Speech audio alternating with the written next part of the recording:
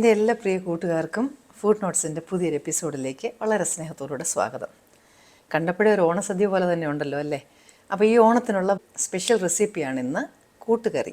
വളരെ എളുപ്പത്തിൽ ചെയ്യാവുന്ന ഒരു കറിയാണിത്. അതെങ്ങനെയാണ് ചെയ്യുന്നതെന്ന് ഇന്ന് നമുക്കൊന്ന് നോക്കാം. അപ്പോൾ ഇതൊന്ന് പ്രഷർ കുക്ക് ചെയ്യാം എളുപ്പത്തിന് വേണ്ടിയിട്ട്.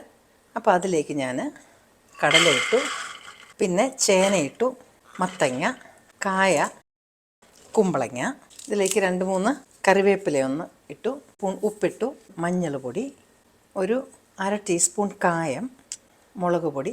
ഇതിനൊരു പ്രത്യേക മസാല നമ്മൾ വേറെ ചേർക്കുന്നുണ്ട്. അപ്പോൾ ഇത്രയും സാധനം മതി. അപ്പോൾ കടലയൊക്കെ ഒന്ന് വേകാനായിട്ട് നമുക്ക് ഒരല്പം വെള്ളം. അപ്പോൾ ഇത് നമുക്ക് ഒരു 2-3 വിസിൽ വേണ്ടി വരും. നമുക്കിത് ഒന്ന് വേവിക്കാം. അതിനകത്തൊരു കാര്യം ഇടാൻ ഞാൻ മറന്നുപോയി. ഒരു ചെറിയ കഷ്ണം ശർക്കര. കടല നന്നായിട്ട് വേകണം. ഇനി നമുക്കതിനുള്ള ഒരു മസാല അതൊന്ന് തയ്യാറാക്കണം. ചട്ടി ചൂടാകുന്നുണ്ടേ ഒരല്പം നെയ്യ് ഒഴിക്കണം. അത് ചൂടാകുന്നുണ്ടേ നമുക്ക് 1 ടീസ്പൂൺ ജീരകം ഇട്ടു. അത് പൊട്ടുന്ന ഉടനെ തന്നെ നമുക്ക് 1.5 ടീസ്പൂൺ കുരുമുളകാണ് എടുത്തിരിക്കുന്നത്. അതിനോടൊപ്പം തന്നെ വറ്റൽമുളക് കൂടി ഇടുക, റോസ്റ്റ് ചെയ്തെടുക്കുക, കറിവേപ്പിലയും കൂടി ഇടാം. അപ്പോൾ ഇത് കുരുമുളക് പൊട്ടാൻ തുടങ്ങി. ഞാനിത് ഓഫ് ചെയ്യണം.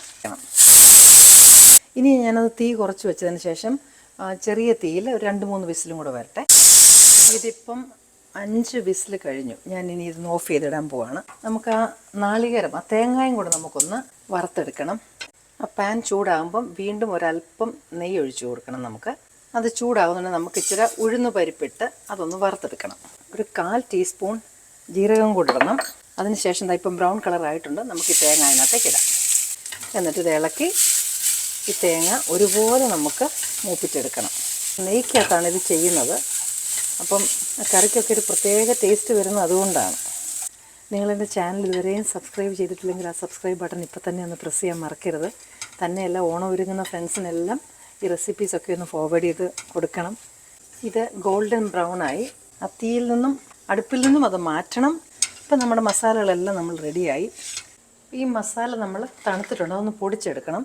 അപ്പോൾ നന്നായിട്ടൊന്ന് പൊടിയാനായിട്ടൊന്ന് അരഞ്ഞ് കിട്ടാനായിട്ട് അതിനോടൊപ്പം നമ്മളിപ്പം വറുത്ത് വെച്ച 1 സ്പൂൺ തേങ്ങ അത്രയും മതി. ഇതിനോടുകൂടെ ചേർത്ത് ഒരു 1/2 ടീസ്പൂൺ ഉപ്പും കൂടെ ചേർത്ത് ഞാനിത് നന്നായിട്ടൊന്ന് വെള്ളം ചേർക്കാതെ അരച്ചെടുക്കാം. അത് ആദ്യം വിപ്പിലൊന്ന് അടിച്ചെടുത്ത് നന്നായിട്ട് പൊടിച്ചെടുത്താൽ മതി. നമ്മുടെ കൂട്ടുകറിക്കുള്ള മസാല റെഡിയാണ്.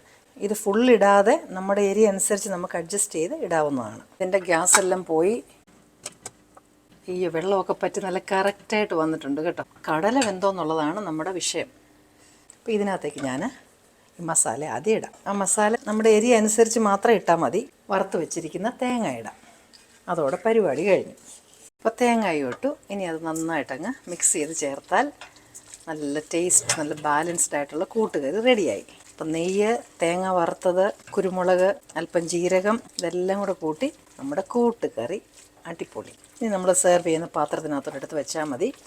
ഇനി ഞാൻ നിങ്ങൾക്ക് ഇഷ്ടപ്പെടുന്ന മറ്റ് നല്ലൊരു റെസിപ്പിയുമായിട്ട് വീണ്ടും എത്തും. Till then I M signing off and you stay safe.